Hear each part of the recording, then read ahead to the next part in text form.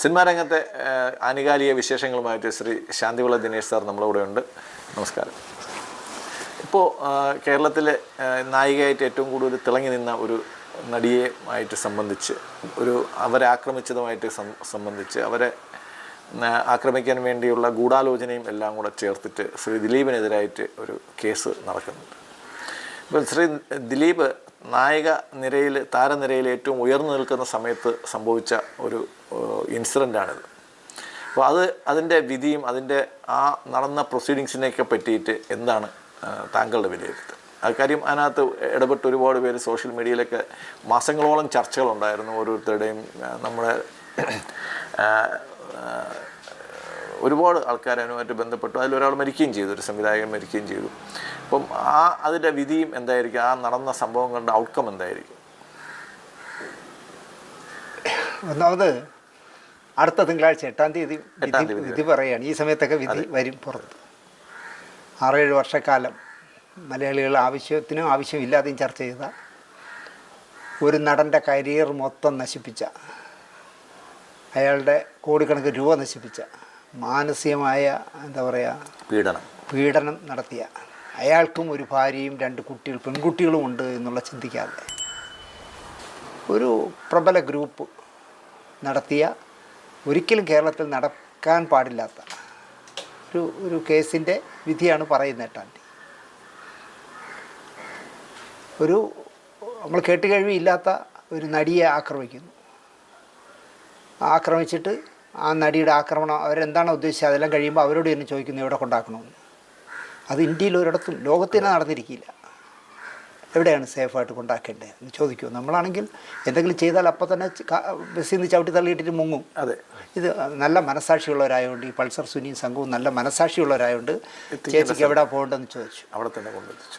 അവിടെ കൊണ്ടെത്തിച്ചതിൻ്റെ ഏറ്റവും വലിയ രസം എന്താണെന്ന് വെച്ചാൽ, ആ നടിക്ക് പ്രിയപ്പെട്ട കുറേ പേര് താമസിക്കുന്ന റോഡാണ്.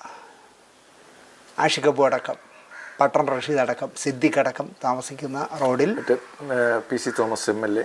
PC തോമസ് അവിടെ അല്ല, PC അല്ല, PT തോമസ് അവിടെ അല്ല. അപ്പോൾ അവർ താമസിക്കുന്ന ആ റോഡിൽ എൻ്റെ സിനിമയിലെ നായകനായിരുന്ന ലാലിൻ്റെ വീട്ടിൽ കൊണ്ടാക്കാൻ പറഞ്ഞു. ഈ പീഡിപ്പിച്ചു എന്ന് പറയുന്നവന്മാർ മനസാക്ഷിയുള്ളവന്മാരായതുകൊണ്ട് നേരെ ലാലിൻ്റെ വീട്ടിലേക്ക് കൊണ്ടുപോയി അവിടെ കൊണ്ടാക്കി. പാതിരാത്രിക്ക് നോക്കുമ്പോൾ ഗേറ്റ് തുറന്ന് കാറകത്ത് നിന്നു, നടിയെ ഇറക്കി. ചേട്ടാ, ഞങ്ങൾ നന്നായിട്ട് പീഡിപ്പിച്ച ചേച്ചിയാണേ, സേഫായിട്ട് ഇവിടെ കൊണ്ടാക്കണമെന്ന് പറഞ്ഞുകൊണ്ട് ഞങ്ങളിവിടെ കൊണ്ടാക്കുകയാണ്. ആണോ, ആയിക്കോട്ടെ, വാ എന്നോട് അകത്ത് കയറ്റും. അങ്ങനെ കയറ്റുമ്പോൾ സ്വാഭാവികമായിട്ടും ചെയ്യേണ്ടത്, എനിക്കിത് പറയാൻ ഭയങ്കര വൈഷമ്യമുണ്ട്. കാരണം ഇടയ്ക്ക് എന്നോട് ലാല് പറഞ്ഞു, ഞാൻ നിനക്കൊരു ഡേറ്റ് തന്നതല്ലാതെ ഒരു ദ്രോഹവും നിനക്ക് ഞാൻ ചെയ്തിട്ടില്ല, നീ എന്തിനാണ് എന്നെ. അതിനേക്കാളും എനിക്ക് ഇഷ്ടം 30-35 വർഷം എൻ്റെ സുഹൃത്തായിരുന്നു ആ നടിയുടെ അച്ഛൻ.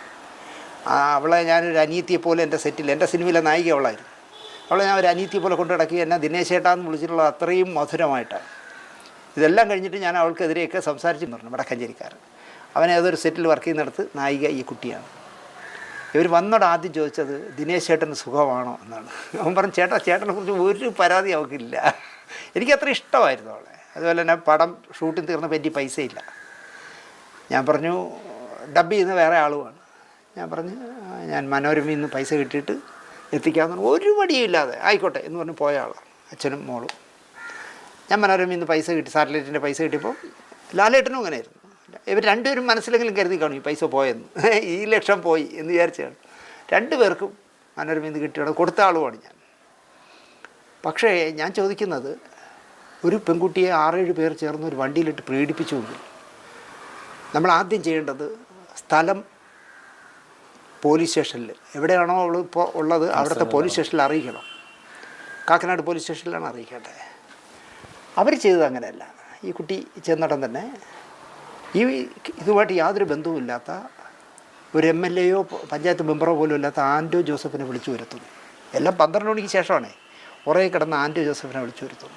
ആൻറ്റോ ജോസഫ് വരുന്നു, കാര്യം അറിയുന്നു. അപ്പോൾ ആൻറ്റോ സിനിമയിൽ എല്ലാവരും സഹായിക്കുന്ന ആളാണ്. എല്ലാവരും ഇപ്പോൾ മദ്രാസിൽ നിന്ന് ഒരു ഡെഡ് ബോഡി കൊണ്ടുവരാൻ നിവൃത്തിയില്ലാന്ന് പറഞ്ഞാൽ ആൻറ്റോ പോയി കൊണ്ടുവരും. അങ്ങനെ ഒരു പരോപകാരിയാണ്. പക്ഷേ ആൻറ്റോ ചെയ്തത്, ഈ പറയുന്ന ലാലിൻ്റെ വീട് നിൽക്കുന്ന സ്ഥലത്തെ MLA പോലും അല്ല വിളിച്ചത്, തൃക്കാക്കര MLA ആയ PT തോമസിനെ വിളിച്ചു വരുത്തുന്നു. അതെന്തിനാണെന്ന് എനിക്കറിയില്ല. ഞാൻ അതിന് ശേഷം 100 ഇടത്ത് വെച്ചുകൊണ്ട് ഞാൻ ചോദിച്ചില്ല. എന്താണ് എൻ്റെ നീ ആ പർട്ടിക്കുലർ സ്ഥലത്തുള്ള MLA വിളിക്കാതെ ആ സ്ഥലം MLA അറിയിക്കാതെ PT തോമസിനെ വിളിച്ച് പറയുന്നു. ഇന്നലെ ഉമ്മാ തോമസ് പറയാണ്, അർദ്ധരാത്രി പെട്ടെന്ന് ഉടുപ്പൊക്കെ എടുത്തിട്ട് അദ്ദേഹം പോണ കണ്ടപ്പോൾ ഞാൻ ചോദിച്ചു എവിടെ പോകുന്നു, ഒരു അത്യാവശ്യ കാര്യമുണ്ട് എന്ന് പറഞ്ഞു പുള്ളി പോയി. ഇവരൊക്കെ ഈ കഥ ക്രിയേറ്റ് ചെയ്യുന്നതാണ് രസം. ഉമ്മാ തോമസിൻ്റെയൊക്കെ വർത്തമാനം കേൾക്കണം. അപ്പോൾ PT തോമസ് വരുന്നു. PT തോമസും വന്നിട്ട് ഒരു MLA എന്നുള്ള നിലയ്ക്ക് ചിലപ്പോൾ ലാലിന് അറിയില്ലെങ്കിൽ പോലും ആൻ്റോയ്ക്ക് അറിയില്ലെങ്കിൽ പോലും അവർക്കൊക്കെ അറിയാം എങ്കിലും അറിയില്ലെങ്കിലും ഒരു MLA പറയണം സ്ഥലം പോലീസ് സ്റ്റേഷനിൽ കാക്കനാട് പോലീസ് സ്റ്റേഷനിൽ അറിയിക്കണം. അയാൾ എറണാകുളം സിറ്റി പോലീസ് കമ്മീഷണറെ വിളിക്കുന്നു. ഇതെല്ലാം 12 മണിക്ക് ശേഷമാണ്. City police commissioner Kakkanad police സ്റ്റേഷനിൽ വിളിക്കുന്നു. ഇവർ പെട്ടെന്ന് ചെയ്യാൻ, കാരണം ഈ വില്ലന്മാർ മുങ്ങിക്കളയില്ലേ, 1 മിനിറ്റ് പോലും പാഴാക്കാതെ ചെയ്യേണ്ടതാണ്. പക്ഷെ ചെയ്തില്ല. അങ്ങനെ കാക്കനാട് പോലീസ് സ്റ്റേഷനിൽ നിന്ന് പോലീസ് വരുന്നു, മൊഴിയെടുക്കുന്നു. പിറ്റേ ദിവസം രാവിലെ നമ്മൾ എണീക്കുന്നത് ഈ വാർത്തയും കേട്ടോണ്ടാണ്. അപ്പോൾ പോലും ആ കുട്ടി വളരെ ബോൾഡായിട്ട് സംസാരിച്ചു, എന്നെങ്ങനെ പീഡിപ്പിച്ചു, പക്ഷേ ഞാൻ തളരില്ല എന്നൊക്കെ പറഞ്ഞ് നമുക്ക് ഭയങ്കര അതിജീവിതയോട് വളരെ ബഹുമാനം തോന്നി. പിറ്റേ ദിവസമായിട്ടോ എറണാകുളത്ത് സിനിമാക്കാർ മൊത്തം സംഘടിക്കുന്നു. അവർക്ക് ഈ പെൺകുട്ടിക്ക് ഐക്യദാർഢ്യം പ്രഖ്യാപിച്ചുകൊണ്ട് എല്ലാവരും പ്രസംഗിക്കുന്നു. അതിൽ ദിലീപ് പറഞ്ഞത്, ഞാനിങ്ങനെ പനിയായിട്ട് കിടക്കായിരുന്നു, പക്ഷേ ആൻ്റോ ജോസഫ് എന്നെ വിളിച്ച് പറഞ്ഞപ്പോൾ ഞാൻ അറിഞ്ഞത് ഇത് ഹീനമായ പ്രവൃത്തിയാണ്, ഞാൻ ആ നടിക്ക് പിന്തുണ പ്രഖ്യാപിക്കുന്നു എന്നൊക്കെ പറഞ്ഞ് പ്രശ്നം വിട്ടു. നമ്മുടെ 52 ഇഞ്ച് നെഞ്ചുവിരിവുള്ള മുഖ്യമന്ത്രി ആ കേസിൽ പെട്ട 7 പേരെ അറസ്റ്റ് ചെയ്തു. 7 പേരെ അറസ്റ്റ് ചെയ്തു. അറസ്റ്റ് ചെയ്തിട്ട് അദ്ദേഹം പത്രസമ്മേളനത്തിൽ പറയുന്നു, കേരളത്തിൽ നടക്കാൻ പാടില്ലാത്ത ഒരു നടിയുടെ ദാരുണമായ ഈ പീഡനത്തിലെ എല്ലാ പ്രതികളെയും അറസ്റ്റ് ചെയ്തിട്ടുണ്ട്. കൃത്യമായിട്ട് പോലീസ് ആ ആൾക്കാരെ കണ്ടെത്തി അറസ്റ്റ് ചെയ്തു. അവിടെ ചാപ്റ്റർ തീർന്നു, അവന്മാരെ അറസ്റ്റ് ചെയ്തല്ലോ. പിന്നെയാണ് നമ്മൾ അറിയുന്നത് ഈ പൾസർ എന്ന് പറഞ്ഞവൻ ഈ നടിയുടെ വീട്ടിൽ നിരന്തരമായി ചെല്ലുന്ന ആളായിരുന്നു. അവരെ ജിമ്മിൽ കൊണ്ടുപോകുന്നത്, അവരുടെ അമ്മയുമായിട്ട് ചേർന്ന് മാർക്കറ്റിൽ പച്ചക്കറി വാങ്ങാൻ പോകുന്നതിനൊക്കെ സഹായിക്കുന്ന ഒരാളായിരുന്നു പൾസർ, 1-ാം പ്രതി. അവൻ ഉള്ളിലായി. കുറച്ച് ദിവസം കഴിയുമ്പോൾ, 1 മാസം 1.5 മാസം കഴിയുമ്പോൾ ഇവനെ ദിലീപിൻ്റെ ഫോണിൽ ആരോ വിളിക്കുന്നു, പക്ഷെ കിട്ടുന്നില്ല. ജയിലിൽ നിന്നാണ് വിളിക്കുന്നത്, അത് അണ്ടർലൈനിട്ട് കേട്ടോളണം. ജയിലിൽ അവന് ഫോണും മൊബൈലും ഒക്കെ കൊണ്ടുപോകാൻ പറ്റുമോ? ഇല്ല. അവിടെ നിന്ന് വിളിക്കുന്നു. ദിലീപ് എടുക്കുന്നില്ല എന്ന് കണ്ടപ്പോൾ ദിലീപിൻ്റെ അടുത്ത സുഹൃത്തായ മനസാക്ഷിയായ നാദിർ ഷയെ വിളിക്കുന്നു. നാദിർ ഷയെ വിളിച്ചിട്ട് പറയുന്നു, ചേട്ടാ ഞാൻ പൾസറാണ്, ഞാൻ ദിലീപ് ഏട്ടനെ വിളിച്ചിട്ട് കിട്ടുന്നില്ല, പുള്ളിക്കാരൻ ഒരു 1.5 കോടി രൂപ എനിക്ക് തന്നില്ല എങ്കിൽ ഇതിൽ 2 കോടി തരാൻ വേറെ ആളുണ്ട്, ഞാൻ ഇങ്ങനെ പേര് പറയും. ഇതൊന്നും കേരളത്തിൽ മലയാളികൾ മണ്ടന്മാരാണ്ട് ഇതൊന്നും ചർച്ച ചെയ്യുന്നില്ല.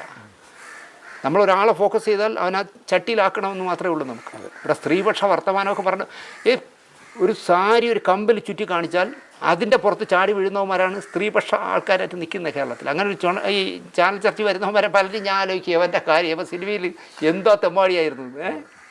അപ്പോൾ അങ്ങനെ പറയുന്നു. നാദിർ ഷാ ഈ വിവരം ദിലീപിന് കൈമാറുന്നു. ദിലീപ് DGP ആയ ലോക്നാഥ് ബെഹ്റയെ വിളിക്കുന്നു. ലോക്നാഥ് ബെഹ്റയെ വിളിക്കുമ്പോൾ ബെഹ്റ ചോദിച്ചു, അത് റെക്കോർഡ് ചെയ്തു?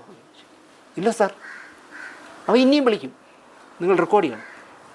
അപ്പോഴും ബെഹ്റ പോലും പറയുന്നില്ല ജയിലിൽ കിടക്കുന്നവൻ എങ്ങനെ ഈ സെൽഫോൺ കിട്ടി എന്ന് ചോദിക്കുന്നില്ല. ഇവൻ പിറ്റേ ദിവസം കൃത്യമായിട്ട് വീണ്ടും വിളിച്ചു, എന്തായി ചേട്ടാ കാര്യങ്ങൾ? ഞാൻ ദിലീപേട്ടൻ്റെ പേര് പറയുകയാണെങ്കിൽ, കാരണം 2 കോടി വേറെ തരാനുണ്ട് ദിലീപേട്ടൻ്റെ പേര് പറഞ്ഞാൽ. ഇത് റെക്കോർഡ് ചെയ്തു. നമ്മുടെ ഇപ്പോൾ തുടരുമെന്ന് പറഞ്ഞ സിനിമ എടുത്ത രഞ്ജിത്ത് ആ റെക്കോർഡ് ചെയ്ത CD DGPക്ക് കൈമാറുന്നു. ഈ നേരം വരെ ഇപ്പം നമ്മൾ സംസാരിക്കുന്ന ഇനി ഒരാഴ്ചയേ ഉള്ളൂ, ഇന്ന് ഞായറാഴ്ച, അടുത്ത ഞായറാഴ്ച കഴിഞ്ഞാൽ വിധി പ്രഖ്യാപിക്കുന്ന ഈ കേസിൽ ലോക്നാഥ് ബെഹ്റയുടെ കയ്യിലേൽപ്പിച്ച CD-യിലുള്ള ഇവൻ്റെ വോയിസ്, അതായത് നിങ്ങൾ 1.5 തന്നില്ലെങ്കിൽ 2 കോടി തരാൻ വേറെ ആളുണ്ടെന്ന് പറഞ്ഞ ആ ഓഡിയോ CD ഇന്ന് വരെ ചർച്ച ചെയ്തിട്ടില്ല പോലീസ് കേരളത്തിൽ. മനസ്സിലായോ? അപ്പോൾ ഇതൊരു ദിലീപിനെ ട്രാപ്പ് ചെയ്യാൻ അതൊക്കെ നിങ്ങൾക്ക് എന്തുവാണോ തീരുമാനിക്കാം. അപ്പോൾ എന്ത് ചെയ്യുന്നു? DGP ലോക്നാഥ് ബെഹ്റ വാങ്ങിക്കുന്നു, ബെഹ്റ അന്വേഷണ ഉദ്യോഗസ്ഥരെ ഏൽപ്പിക്കുന്നു. അവിടെ കാര്യം കഴിയേണ്ടതാണ്. അവനെ വീട്ടിൽ ചോദ്യം ചെയ്യണ്ട, 1.5 കോടിക്ക് ദിലീപ് തന്നില്ലെങ്കിൽ 2 കോടി തരാമെന്ന് നിന്നോട് ആര് പറഞ്ഞു? ഒന്ന് പറയണ്ടേ? അതെ. മലയാള സിനിമയിൽ ആരാണ് നിനക്ക് 2 കോടി തരാമെന്ന് ഓഫർ ചെയ്തത്? കേൾക്കില്ല. കാരണം ഏക ഉത്തരം ക്രൈസ്റ്റ് എന്ന് പറയും പോലെ അവർക്ക് ഒരൊറ്റ അന്വേഷണ ഉദ്യോഗസ്ഥർക്ക് ഒരൊറ്റ ഫോക്കസേ ഉള്ളൂ, അത് ദിലീപാണ്. ജൂലൈ ആകുമ്പോഴേക്കും ദിലീപിനെ അല്ല, ദിലീപിനോട് ക്വസ്റ്റ്യൻ ചോദിക്കുന്നുണ്ട്. ഈ ദിലീപ് പലപ്പോഴും ഒരു മണ്ടനാണെന്ന് എനിക്ക് തോന്നുന്നു അവിടെയാണ്. ഇവൻ ഒരു ശിവൻകോവിലിൽ രാവിലെ ചെന്ന് തൊഴുതുകൊണ്ടിരിക്കുമ്പോൾ പോലീസിൻ്റെ ക്യാമ്പുണ്ടല്ലോ, അവിടെ നിന്ന് വിളിക്കുന്നു. നമ്മുടെ ഈ കേസ് അന്വേഷിക്കുന്ന സന്ധ്യ മേഡം തിരുവനന്തപുരത്തേക്ക് പോവുകയാണ്, മടങ്ങുകയാണ്. അതിനു മുമ്പ് നിങ്ങൾ കൊടുത്ത, ആര് കൊടുത്ത, ദിലീപ് കൊടുത്ത കേസിലെ ചില കാര്യങ്ങൾ അറിയാനുണ്ട്. ഒന്ന്, ഞങ്ങളുടെ ക്യാമ്പ് ഓഫീസർ വരാമെന്ന് ചോദിച്ചു. അപ്പോൾ ദിലീപിന് പേഴ്സണൽ വക്കീലൊക്കെ ഉള്ളതാണ്. അയാളോട് പോലും ഒരു ഞാൻ പോണ്ടേ എന്ന് ചോദിക്കാതെ ഈ ശിവൻകോലിൽ നിന്ന് കിട്ടിയ പ്രസാദമൊക്കെ പാളയങ്കടം കുറിയൊക്കെ അടിച്ച് പ്രസാദും കയ്യിൽ വെച്ച് നേരെ അവിടെ ചേർത്ത് അവനെ പിടിച്ചകത്തിട്ടു. മനസ്സിലായോ? അപ്പോഴത്തെ മീഡിയക്കാരെല്ലാം അവിടെ റെഡിയായിട്ട് നിൽക്കുക, എല്ലാം റെഡിയാക്കി നിർത്തിയിരിക്കുക. ദിലീപിനെ പിടിച്ചകത്തിട്ടു, 88 ദിവസം അകത്തിട്ടു. അപ്പോൾ ഇതിൽ രസം എന്താണെന്ന് ചോദിച്ചാൽ, ലോക്നാഥ് ബെഹ്റയ്ക്ക് മുമ്പ് കേരളത്തിലെ DGP ആയിരുന്നത് ഇപ്പോൾ BJP കാരനായി നടക്കുന്ന സെൻകുമാറാണ്. പെൻഷനാവുന്നതിന് മുമ്പ് 2ഓ 3ഓ പത്രസമ്മേളനത്തിൽ സെൻകുമാർ പറഞ്ഞു, നടിയെ ആക്രമിച്ച കേസുമായി എൻ്റെ മുന്നിൽ വന്ന ഒരു ഫയൽ ദിലീപിനെ സൂചിപ്പിക്കുന്ന ഒന്നുമില്ല. അതുകൊണ്ട് തന്നെ ദിലീപിനെ അറസ്റ്റ് ചെയ്യേണ്ടയോ ചോദ്യം ചെയ്യേണ്ട കാര്യമില്ല. TP സെൻകുമാർ എന്ന് പെൻഷനായോ അല്ലെങ്കിൽ ലോക്നാഥ് ബെഹ്റ എന്ന് ചാർജ് എടുത്തോ അതിൻ്റെ 3ാമത്തെ ദിവസമാണ് ഈ കളി നടക്കുന്നത്. അപ്പോൾ എൻ്റെ അറിവ് ശരിയാണെങ്കിൽ, ശരിക്കും പറഞ്ഞാൽ മുഖ്യമന്ത്രിയെ ട്രാപ്പിലാക്കി സംസ്ഥാന DGP ആയിരുന്ന ADGP ആയിരുന്ന സന്ധ്യ അവർ മുഖ്യമന്ത്രിയോട് പറഞ്ഞത്, ഈ കേസ് നടത്തിയ മുഴുവൻ തെളിവും ദിലീപിൻ്റെ പേരിലേക്കാണ് ഉള്ളത്. അറസ്റ്റ് ചെയ്യട്ടെ സാർ എന്ന് ചോദിച്ചാൽ കേരളത്തിൽ ആരോട്ടെ A or B ഒരു മുഖ്യമന്ത്രിക്ക് എല്ലാ തെളിവും ഉണ്ടാ, എന്നാൽ അറസ്റ്റ് ചെയ്യേണ്ട കേട്ടോ എന്ന് പറയാൻ പറ്റുമോ? അറസ്റ്റ് ചെയ്തോളാൻ പറയും. എന്നിട്ട് മുഴുവൻ കേസിലെ പ്രതികളെയും അറസ്റ്റ് ചെയ്തു എന്ന് പറഞ്ഞ മുഖ്യമന്ത്രി തന്നെ പിന്നെ ഉള്ള യോഗങ്ങളിൽ പറഞ്ഞത്, മലയാളത്തിലെ പ്രബലനായ നടനെ തട്ടി അകത്താക്കിയവനാണ് ഞാൻ ആർക്കും വഴങ്ങുന്നവനല്ല. അദ്ദേഹം ആലോചിക്കണ്ടേ, അദ്ദേഹമാണ് പറഞ്ഞത് ഈ കേസിലെ മുഴുവൻ പ്രതികളെ അറസ്റ്റ് ചെയ്തു. എന്നിട്ട് ഈ ADGP പറഞ്ഞു കൊടുത്ത കള്ളത്തരങ്ങൾ വിശ്വസിച്ചുകൊണ്ട് അദ്ദേഹം അറസ്റ്റ് ചെയ്യാൻ പറഞ്ഞു. 7 വർഷം കഴിഞ്ഞിട്ട് ഇതുവരെ തെളിവ് കിട്ടിയിട്ടില്ല ദിലീപിൻ്റെ പേര്. അന്വേഷണ ഉദ്യോഗസ്ഥർ പിന്നെയും അന്വേഷിച്ചുകൊണ്ടിരിക്കുക. ഇനി വിധി പറയുന്ന തലേദിവസം അന്വേഷണത്തിന് തുമ്പ് കിട്ടിയെന്ന് പറഞ്ഞ് വരുമെന്ന് പറഞ്ഞൂടാ. വിധി പറയുന്നതിൻ്റെ തലേദിവസം ഇതാ ഞങ്ങൾക്ക് കിട്ടി, ഇതാ ഈ അടുത്ത കാലത്ത് താങ്കൾ കണ്ടോ എന്ന് എനിക്കറിയില്ല, ഒളിക്യാമറ വെച്ചിട്ട് ഷൂട്ട് ചെയ്തെന്ന് പറഞ്ഞിട്ട് റിപ്പോർട്ടർ ചാനലിലെ മൊട്ട അരുണും തിരുവനന്തപുരത്ത് അവന് പറ്റിയൊരു റിപ്പോർട്ടറുണ്ട്, എന്തൊരു ഒരുത്തൻ, പേര് ഞാൻ പറഞ്ഞു, മലയാളിയുടെ പേരല്ല, അവനും കൂടെ ചേർന്ന് റോഷിപ്പാൽ ഒളിക്യാമറ വെച്ച ഒരു മൈതാനത്ത് പൾസർ സുനി ഫയലുകളും ബാഗുകളും ഡയറികളും ഒക്കെ ആയിട്ട് വരുന്നു. ഇവൻ ഇൻ്റർവ്യൂ ചെയ്യുന്നു. ആ ഇൻ്റർവ്യൂവിൽ ഇവൻ പറയുകയാണ്, പൾസർ പറയുകയാണ്, ഈ 6-7 വർഷം അന്വേഷിച്ചിട്ട് ഒരു കാര്യമില്ല, ആ അന്വേഷിച്ച ഒറിജിനൽ, അവരന്വേഷിച്ചുകൊണ്ട് നടക്കുന്ന ഒറിജിനൽ സിം എൻ്റെ കയ്യിലുണ്ട്, നടിയെ ആക്രമിച്ച ചിത്രീകരിച്ച ഒറിജിനൽ സിം എൻ്റെ കയ്യിലുണ്ട്, മെമ്മറി കാർഡ് എൻ്റെ കയ്യിലുണ്ട്, ഇവരന്വേഷിക്കുന്ന ക്യാമറ നശിച്ചെന്ന് പറഞ്ഞില്ലേ, ആ ക്യാമറ എൻ്റെ കയ്യിലുണ്ട് എന്ന് പറയുന്നു. എന്തിനാണ്? ഈ കേസ് നീട്ടാൻ വേണ്ടിയാണ്. ഇനി അതിൻ്റെ പേര് ഒരു 6 മാസം അന്വേഷിക്കാമെന്ന് ചോദിച്ചു. പക്ഷേ കോടതി അനുവദിച്ചില്ല. കേരളത്തിലെ ഏതെങ്കിലും ഒരു പോലീസ് ഉദ്യോഗസ്ഥൻ ഈ പൾസർ എന്ന് പറഞ്ഞ സാറിനെ വിളിച്ച് ചോദിക്കണ്ടേ, എടാ ഒറിജിനൽ മെമ്മറി കാർഡ് നിൻ്റെ കയ്യിലുണ്ടോ, എടാ കാർഡ് എന്ന് പറഞ്ഞ് 2 ഇടി കൊടുത്താൽ കിട്ടൂലേ? ഈ നേരം വരെ കേരളത്തിലെ പോലീസ്, പിണറായി വിജയൻ്റെ പോലീസ്, എൻ്റെ പാർട്ടിയുടെ മുഖ്യമന്ത്രിയുടെ പോലീസ്, നിൻ്റെ ഒറിജിനൽ സിം ഇരിക്കുന്നുവെങ്കിൽ ആ സിം കണ്ടാ എന്ന് ഒരു പോലീസുകാരനും പറഞ്ഞിട്ടില്ല. കാരണം പോലീസ് അന്വേഷണ ഉദ്യോഗസ്ഥന്മാർക്ക് ഇവൻ മച്ചമ്പിയായിരുന്നു. ഇവനെ കൊണ്ടു നടന്നാൽ ജയിലിലെ എല്ലാ അല്ലെങ്കിൽ ഫോൺ എങ്ങനെ കിട്ടിയെന്നേ? അല്ല, ഞാൻ ജയിലിൽ വെച്ച് കണ്ടിട്ടുണ്ട്, ജയിലിൽ എല്ലാ സുഖ സൗകര്യങ്ങളും അനുഭവിച്ച് മേശരിയായിട്ട്. അല്ല, മേശരിയോ കൺട്രാക്ടോ ആവട്ടെ. പക്ഷെ ഞാൻ ചോദിക്കുന്നത്, സംസ്ഥാനത്തെ അന്വേഷണ ഉദ്യോഗസ്ഥന്മാരിൽ ആരോടെങ്കിലും കോടതി ചോദിച്ചോ എന്ന് എനിക്കറിയാം. അടച്ചിട്ട കോടതിയിലാണല്ലോ കേസ് കിടക്കുന്നത്. എടാ ഇവൻ കോടതിക്ക് ജയിലിനകത്ത് സെൻട്രൽ ജയിലിനകത്ത് കിടന്നുകൊണ്ട് ദിലീപിനെ എങ്ങനെ വിളിച്ചു, അല്ലെങ്കിൽ നാദിർ ഷായെ എങ്ങനെ വിളിച്ചു, ആ ഫോൺ എവിടെ നിന്ന് കിട്ടി ചോദിക്കണ്ടേ? ഒരു അന്വേഷണ ഉദ്യോഗസ്ഥരും ചോദിച്ചിട്ടില്ല. അതിൽ നിന്ന് തന്നെ നിങ്ങൾക്ക് മനസ്സിലാക്കാം, അതിജീവിതയെ പീഡിപ്പിച്ച ഒരാളെയും അറസ്റ്റ് ചെയ്യണമെന്നില്ല. ഏത് വിധത്തിലും ദിലീപിനെ പിടിച്ചകത്തിടണം. ഇത് കോടതിയിൽ വരുമ്പോൾ സ്വാഭാവികമായിട്ടും ഹണിയം വർഗീസ് എന്ന് പറയുന്ന തൃശ്ശൂർ CPMൻ്റെ തൃശ്ശൂർ ജില്ലാ സെക്രട്ടറിയുടെ മകളാണ്. ഒരാളെക്കുറിച്ചും നല്ലത് പറയാത്ത കമാൽ പാഷ സാർ, ജസ്റ്റിസ് കമാൽ പാഷ പറഞ്ഞത്, ഇവരൊരു കമ്മ്യൂണിസ്റ്റുകാരിയുടെ കാരൻ്റെ അച്ഛൻ ഇവരുടെ അച്ഛൻ കമ്മ്യൂണിസ്റ്റുകാരനായതുകൊണ്ട് ഇവരുടെ മുന്നിൽ വരുന്ന കമ്മ്യൂണിസ്റ്റുകാർ പ്രതിപ്പട്ടികയിൽ നിൽക്കുന്ന കേസുകളിൽ ഇവരെങ്ങനെ അത് കൈകാര്യം ചെയ്തു എന്ന് ഒരുപാട് ഫയലുകൾ ജസ്റ്റിസ് കമാൽ പാഷ പഠിച്ചപ്പോൾ എൻ്റെ ശിക്ഷയായ എനിക്ക് അഭിമാനത്തോടെ ഞാൻ പറയുന്നു, എൻ്റെ ശിക്ഷിയായ ഹണിയം വർഗീസ് എന്ന് പറയുന്ന ജഡ്ജ് ഒരു കേസിൽ പോലും പാർട്ടിക്കാർക്ക് അഭിഹിതമായി രക്ഷപ്പെടാനുള്ള ഒരു സോഴ്സും അവർ കൊടുത്തിട്ടില്ല. കമൽ പാഷ അങ്ങനെ ആരെയും കുറിച്ച് നല്ലത് പറയുന്ന ആളല്ല, കഴിഞ്ഞ ആളാണ്. അപ്പോൾ ആ മനുഷ്യൻ പറയുകയാണ് ഈ കേസ് എന്തോ ദിലീപിൻ്റെ ഭാഗ്യം കൊണ്ടായിരിക്കണം ഈ ജഡ്ജ് വന്നത്. കാരണം ഈ നടിയാണ് പറഞ്ഞത്, എൻ്റെ കേസ് വാദിക്കുന്നത് ഒരു പെൺവക്കീലായിരിക്കണം, ഓക്കെ. എൻ്റെ കേസ് അന്വേഷിക്കുന്നത് ഒരു പെണ്ണായിരിക്കണം, ഓക്കെ. എൻ്റെ കേസ് കേൾക്കുന്നത് ഒരു വനിതാ ജഡ്ജായിരിക്കണം, ഓക്കെ. സർക്കാർ എല്ലാം ചെയ്തു കൊടുത്തു. സർക്കാരിന് അതുകൊണ്ട് കുറ്റം പറയാൻ പറ്റില്ല. വനിതാ ജഡ്ജ് അടക്കം അവൾ പറഞ്ഞ് എല്ലാവരും ചെയ്തു കൊടുത്തു. അത് കഴിഞ്ഞപ്പോൾ ഒരു ദിവസം ചെന്ന് കോടതി പറയാണ്, എനിക്ക് നിങ്ങളുടെ സർക്കാരിൻ്റെ വക്കീലുണ്ടെങ്കിൽ പോലും എനിക്ക് പേഴ്സണലായിട്ടൊരു വക്കീലിനായിരിക്കണം, ഓക്കെ. അവർ പറഞ്ഞ എല്ലാം ചെയ്തു കൊടുത്തു. എന്നിട്ട് ദിലീപിന് എവിടെയോ ഒരു ഭാഗ്യം വരുന്നതുകൊണ്ടായിരിക്കണം ഈ ഹണിയം വർഗീസിനെ പോലെ നിയമം വിട്ട് കളിക്കാത്ത ഒരു ജഡ്ജ് ഈ കേസ് കേൾക്കാനായി ഇരുന്നത്. പെണ്ണാണല്ലോ. അത് കുറച്ച് ദിവസം കഴിയുമ്പോൾ പറയല്ലേ, പെൺ ജഡ്ജ് വേണ്ട, ആൺ ജഡ്ജ് മതി എന്നാര് വാദി പറയാ. വാദിക്കനുസരിച്ചിട്ട് എപ്പോഴും നമുക്ക് ജഡ്ജി ഞാൻ പറയണതനുസരിച്ച് മാറ്റണം, ഞാൻ പറയണതനുസരിച്ച് പബ്ലിക് പ്രോസിക്യൂട്ടർ മാറ്റണം. ഇങ്ങനെ കോടതി കേൾക്കൂ. സുപ്രീം കോടതി, ഹൈക്കോടതി തള്ളി, സുപ്രീം കോടതി തള്ളി. എത്ര പ്രാവശ്യമാണ് കേസ് നീട്ടിവയ്പ്പിച്ച, എന്തെല്ലാം കാരണങ്ങൾ. കോടതിയിലുള്ള ഉദ്യോഗസ്ഥന്മാർ മെമ്മറി കാർഡ് കണ്ടു, മെമ്മറി കാർഡ് ഇട്ട് കണ്ടു. അപ്പോൾ അതിൽ ദിലീപൊന്നും ഇല്ലല്ലോ, അന്വേഷിക്കുന്നു. അതിൻ്റെ കേസെന്ന് പറഞ്ഞ് ഒരു വർഷം അതിൻ്റെ പുറകെ പോയി. വിധി പറയാറാവുമ്പോൾ വേറൊരുത്തൻ എൻട്രി ആവുന്നു, ബാലചന്ദ്രകുമാർ. ഞാൻ പലപ്പോഴും ആലോചിച്ചിട്ടുണ്ട്, ഈ ദിലീപ് മരമണ്ടനാണല്ലോ. കാരണം ഒരു ഐഡൻറ്റിറ്റി തെളിയിക്കാത്ത ഒരു ചെറുപ്പക്കാരന് പിക്ക് പോക്കറ്റ് എന്ന് പറഞ്ഞൊരു സിനിമ ചെയ്യാനായിട്ട് അയാൾ പ്രൊഡ്യൂസ് ചെയ്ത് അയാൾ നായകനാകാം എന്ന് പറഞ്ഞ് ഇവനെ കൊണ്ടു കിടക്കുന്നു 6-7 മാസം. എനിക്ക് തോന്നുന്നു ചർച്ചകൾ മുമ്പോട്ട് പോയപ്പം ദിലീപിന് മനസ്സിലായി കാണും ഇവൻ്റെ തലയിലൊന്നും ഇല്ല, പിക്ക് പോക്കറ്റ് മാത്രമേ ഉള്ളൂ എന്ന് തോന്നിക്കാണും. പക്ഷേ എങ്കിൽ പോലും അയാൾ ഈ ഒരു ദയാലു ആയതുകൊണ്ട്, അയാളൊരു ഭയങ്കര ദയാലുവാണ്. അയാൾ ഇവനെ കൊണ്ടു കിടന്നു. അവൻ തന്നെ പറയുന്നു, ഞാൻ അവൻ്റെ വീട്ടിൽ പോയിട്ടുണ്ട് കേട്ടോ, എൻ്റെ നല്ല അടുപ്പക്കാരനാണ്. കാരണം ഞാൻ വലയം ചെയ്യുന്ന ഏതാണ്ട് 26 വർഷം മുമ്പ് ഞാൻ വലയം ചെയ്യുമ്പോൾ എൻ്റെ ലൊക്കേഷനിൽ അവൻ്റെ ഒരു അംബാസഡർ കാർ ഓടാമോ എന്ന് ചോദിക്കാൻ എന്നെ കാണാൻ വന്നിട്ടുണ്ട്. അപ്പോൾ ഈ ബാലചന്ദ്രകുമാർ നമ്മളൊരു പുതുമയുള്ളൊരു പേര്, അതുകൊണ്ട് എൻ്റെ മെമ്മറി കിടന്നതായിരിക്കാം. ഈ കേസ് വന്ന് ഞാൻ ചർച്ചകളിൽ പങ്കെടുത്തുകൊണ്ടിരിക്കുമ്പോൾ ഒരു ദിവസം എന്നെ ഒരു ചെറുപ്പക്കാരൻ വിളിക്കുന്നു, ദിനേശ് ചേട്ടാ എൻ്റെ പേര് ബാലചന്ദ്രകുമാർ. ഞാൻ പറയും എന്തൊക്കെയാണ് വിശേഷങ്ങൾ, എന്നെ അറിയാമോ ചേട്ടാ? ഞാൻ പിന്നെ നിങ്ങളൊരു 10-18 വർഷം മുമ്പ് എൻ്റെ ലൊക്കേഷനിൽ വിടിഞ്ഞത്ത് ബദനി ഹൗസിൽ ഒരു കാറുമായിട്ട് വന്ന ആളല്ലേ ഒരു സന്ധ്യയ്ക്ക്.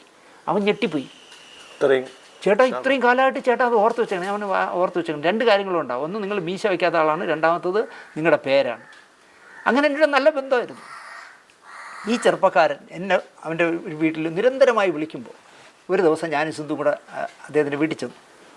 മനോഹരമായ വീടാണ്, പുതിയ വീട്, നല്ല ആധുനിക, നമ്മളൊന്നും അടിക്കില്ല, പക്ഷേ ഭയങ്കര കളർഫുള്ളായ വീടാണ്. കളറ് കോരി തേച്ച ഒരു വീടാണ്. ആ ഒരു മടിയില്ലാതെ എൻ്റെ പറഞ്ഞു, ചേട്ടാ ഈ വീട് ദിലീപേട്ടൻ വെച്ചതെന്നാണ്. ദിലീപേട്ടനാണ് ചേട്ടാ കഴിഞ്ഞ കുറേ കാലമായിട്ട് എനിക്ക് മാസാമാസം 50,000-1 ലക്ഷം വെച്ച് തന്ന് സഹായിക്കുന്നത് വീട്ടു ചെലവിന്. അപ്പോൾ അവൻ്റെ ഭാര്യ അതിനേക്കാൾ ദൈവപുത്രനായിട്ട് ദിലീപിനെ കുറിച്ച് സംസാരിക്കുന്നു.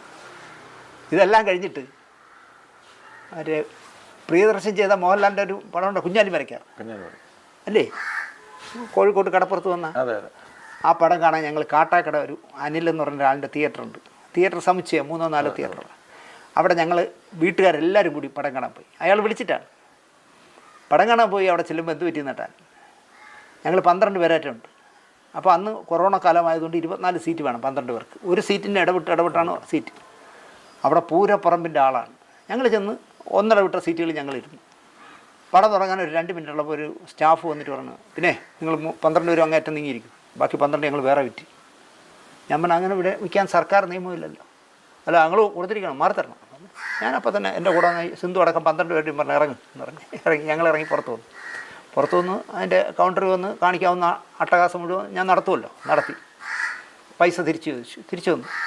12 പേരുടെയും പൈസ വന്നു, തിരിച്ചിറങ്ങി. ഇറങ്ങാൻ നേരത്ത് ഈ തിയേറ്റർ ഉടമ വരുന്നു, ചേട്ടാ ഒരു അബദ്ധം പറ്റുന്നത്. അല്ല, നിയമം നിങ്ങൾ വയലേറ്റ് ചെയ്യുകയാണ്. നിങ്ങളെൻ്റെ സുഹൃത്തൊക്കെ തന്നെ, പക്ഷേ ഈ കൊറോണ കാലത്ത് 1.5 വിട്ട സീറ്റുകളെ കൊടുക്കാവുന്നതുകൊണ്ട് നിങ്ങൾ മുഴുവൻ സീറ്റും ആളെ കയറ്റി. ഇതിൽ ഈ 1.5 വിട്ട് ഇരിക്കാനുള്ള ആ സീറ്റിൻ്റെ പൈസ മുഴുവൻ നിങ്ങൾ ആന്റണി പെരുമ്പാവൂരിൽ നിങ്ങൾ വെട്ടിക്കുകയല്ലേ എന്നൊക്കെ ചോദിച്ച് കോറെ വരട്ടിയിട്ട് ഞാൻ ഇറങ്ങിപ്പോന്നു. ഞങ്ങൾ കുറച്ച് ദൂരം ഓടിച്ച് ഊരുട്ടമ്പലം എത്താറായപ്പം എന്നെ ഈ ബാലേന്ദ്രകുമാർ വിളിക്കുന്നത്. എവിടെയുണ്ട് ചേട്ടാ? ഞാൻ പറഞ്ഞു ഇങ്ങനെ സിനിമ കാണാൻ പോയിട്ട് ഇറങ്ങിപ്പോന്നു. അങ്ങനെ പോവുകയാണ്. ചേട്ടാ ഞാൻ വിളിച്ചതേ, എൻ്റെ പടം അടുത്ത 2 പടങ്ങൾ കഴിഞ്ഞിട്ട് ചെയ്യാൻ പറ്റുമെന്നാണ് ദിലീപ് പറയുന്നത്. ദിലീപ് ഏട്ടൻ പറയുന്നത്. ദിലീപ് ഏട്ടൻ എന്നാണ് പറഞ്ഞത്. ദിലീപ് സാറ് പറയുന്നത്. ഞാനൊരു തീരുമാനം എടുത്തു ചേട്ടാ, ഞാൻ ആ പടം ചെയ്യുന്നില്ല. അവന് പിന്നെ ഞാൻ ഇന്നു മുതൽ ദിലീപിനെതിരെ ഇറങ്ങുകയാണ്. ഞാൻ പറഞ്ഞു പിന്നെന്ത്, അത് നിങ്ങളുടെ സ്വാതന്ത്ര്യമല്ലേ, നിങ്ങൾക്ക് ഇറങ്ങാതിരിക്കുകയോ ചെയ്യാം. അപ്പോൾ ഇവൻ മനോരമയിൽ ഞാൻ ചർച്ചയ്ക്ക് പോയി ലൈവിൽ പങ്കെടുത്തിട്ട് രാത്രി ഇറങ്ങുമ്പോൾ മനോരമയിൽ ടി വിയിൽ എന്നെ കണ്ടിട്ട് അവൻ മനോരമയുടെ മുന്നിൽ ഒന്ന് നിൽക്കുക. ഞാൻ ഇറങ്ങി ചെല്ലുമ്പോൾ കരിക്കകത്ത് ദേവീക്ഷേത്രത്തിൽ പോയി ദിലീപിൻ്റെ പേരിൽ പൂജ നടത്തിയിട്ട് അവിടെ ഏതോ 2 ഗേറ്റുണ്ട്. ഒരു ഗേറ്റിൽ ഒരു ദേവി, ഒരു ഗേറ്റിൽ ഒരു ദേവിയാണ്. അവിടെ എന്തോ പൈസ കൊടുത്തിട്ട് വാതിൽ തുറക്കുകയോ വാതിലടയ്ക്കുകയോ എന്തോ ചെയ്യും, വാതിലടയ്ക്കും. എന്നിട്ട് ആ കാര്യം നടക്കുമ്പോൾ വാതിൽ പോയി തുറക്കണം. ഞാൻ അതൊക്കെ ചെയ്തിട്ട് വരികയാണെന്ന് പറഞ്ഞാൽ ആ പ്രസാദം എനിക്ക് തന്നു, ഞാനും ഇട്ടു. അങ്ങനെയുള്ള മഹാനാണ് ഇങ്ങനെ വിളിച്ച് പറഞ്ഞത്. ഞാൻ പിറ്റേ ദിവസം തന്നെ ഇയാളെ വിളിച്ച് സംസാരിച്ചു, ദിലീപിനെ വിളിച്ച്. ഇങ്ങനെ ദിലീപ് ജയിലില്ല, ദിലീപിൻ്റെ അനിയനെ അനൂപിനെ വിളിച്ച് ഞാൻ സംസാരിച്ചു. ഇങ്ങനെ ബാലേന്ദ്രകുമാറുമായിട്ട് നിങ്ങൾ എന്താ പ്രശ്നം? അതിങ്ങനെ ഒരു ചേട്ടൻ്റെ പടങ്ങളൊന്നും ഓടുന്നില്ല. അപ്പോൾ ഒരു ഓടുന്ന 2 പടം കഴിഞ്ഞിട്ട് പുതിയ ആളായ നിങ്ങളുടെ ചെയ്യാം എന്ന് പറഞ്ഞ് അത് തെറ്റി. ഞാൻ അയാൾ പറയുന്നതേ, നാളെ മുതൽ ഞാൻ എൻ്റെ എല്ലാ തെളിവും കൊണ്ട് ശങ്കരാടി മറ്റേ വിയറ്റ്നാം കോളനി പറഞ്ഞില്ല, കംപ്ലീറ്റ് രേഖ കയ്യിലുണ്ട്, ഞാൻ നാളെ മുതൽ ഇറങ്ങുകയാണെന്നാണ് പറഞ്ഞത്. നമുക്ക് എന്ത് ചെയ്യാൻ പറ്റും ചേട്ടാ, ഇറങ്ങട്ടെ. അയാൾക്ക് അയാളുടെ സ്വാതന്ത്ര്യം ഇത് ചെയ്യാം. പിറ്റേ ദിവസം മുതൽ ചാനൽ മുഴുവൻ ബാലചന്ദ്രകുമാർ സ്പീക്കിംഗ്. ഞാൻ ഊണ് കഴിക്കാൻ വരാൻ ലേറ്റായാൽ കാവ്യമാധവൻ എന്നെ കാത്തിരിക്കും. ഞാൻ വന്നിട്ടേ എനിക്ക് ഊണ് വിളമ്പി തന്നിട്ട് കാവ്യമാധവൻ കഴിക്കും. കാരണം ഇവൻ്റെ ബെണ്ടാട്ടിയാണ്. ആ വീട്ടിൽ അവനൊരു സ്വാതന്ത്ര്യം അനൂപിനെ പോലെ കൊടുത്തിരുന്നു. അതെ. അപ്പോൾ ദിലീപുമായിട്ടൊക്കെ ഇരുന്ന് സംസാരിക്കുമ്പോൾ, അല്ലെങ്കിൽ ദിലീപ് അനൂപൊക്കെ ഇരുന്ന് സംസാരിക്കുമ്പോൾ അത് മുഴുവൻ റെക്കോർഡ് ചെയ്യുക. മനസ്സിലായില്ലേ? അങ്ങനെ ആ ദ്രോഹി കൊണ്ടുവന്ന് വീണ്ടും കൊടുത്താണ് കേസ്. ഒരു ഇരയെ കിട്ടിയല്ലോ എന്ന് പറഞ്ഞ് പോലീസുകാർ അവനെയും കൊണ്ട് നടന്നു. ഒരു 2-3 വർഷത്തിന് ഭയങ്കര മേളമായിരുന്നു. ഇതിനിടയ്ക്ക് അവനും ഈ കൊട്ടാരക്കര വിക്രമൻ എന്ന് പറഞ്ഞ് ഞാൻ പറയുന്ന ഒരുത്തമുണ്ട്, ഒരു സംവിധായകൻ, അവനും കൂടെ ചർച്ച. ഞാനായിട്ടായിരുന്നെങ്കിൽ എൻ്റെ സഹോദരിക്കെതിരെ ഇതുപോലെ ശാന്തുള്ള ദിനേശ് സംസാരിച്ചാൽ അവൻ്റെ കൈയും കാലും ഞാൻ വെട്ടിയനെ. യവൻ ഈ പീക്കർ ചെറുക്കൻ, ഈ ചത്തുപോയില്ലേ ഈ ചെറുക്കൻ, പറയാം, ഞാൻ കൈയും കാലും വെട്ടിയനെ.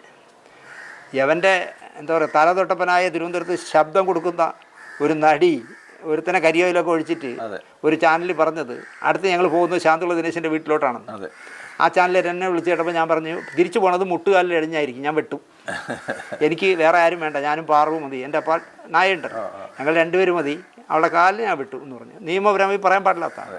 പക്ഷേ അടുത്ത് ഉണ്ടാക്കാൻ പോണത് എൻ്റെ വീട്ടിലാണെന്ന് പറഞ്ഞപ്പോൾ പറഞ്ഞ മറുപടി, അങ്ങനെ അവരെ പോലും പേടിക്കാത്ത ഞാനാണ് ഈ പീക്കർ ചെറുക്കനെ. ഞാൻ ഒരുപാട് പേരെ കൊണ്ട് എന്നെ അനോണിമസ് കോളൊക്കെ വിളിച്ച് ഒരുപാട് ചീത്തയൊക്കെ പറയിച്ചു. പക്ഷെ നമ്മളവിടെ അവനെ കട്ട് ചെയ്തു. ഇത് ദുഷ്ടനെ കണ്ടാൽ ദുഷ്ടനെ കണ്ടാൽ ദൂരെ എന്നാണ് എൻ്റെ അമ്മ പഠിപ്പിച്ചിട്ടുള്ള കൊച്ചിലെ. അതുകൊണ്ട് തന്നെ ഇവൻ ദുഷ്ടനാണ്, കാരണം അന്നം കൊടുത്തവൻ്റെ കൈ കുത്തിയവനാണ്. അപ്പോൾ അങ്ങനെയുള്ളവനെ വേണ്ടെന്ന് വെച്ചു. എന്നിട്ട് അവൻ ദൈവം സഹായിച്ച് ആർക്കും ദ്രോഹം ഉണ്ടാവാൻ നേരത്തെ പോവുകയും ചെയ്തു. അപ്പോൾ തിങ്കളാഴ്ച വിധി വരട്ടെ. ബുദ്ധിമുട്ടിയിട്ടാണ് മരിച്ചത് പാവം. അതൊക്കെ ചുമ്മാ നല്ല ഇൻ്റർനാഷണൽ പിരിവ് പിരിച്ചു. ഈ ശബ്ദം കൊടുക്കുന്ന നടിയും ഈ കൊട്ടാരക്കര വിക്രമനും എല്ലാം കൂടെ ലോകം മുഴുവൻ പിരിച്ചു.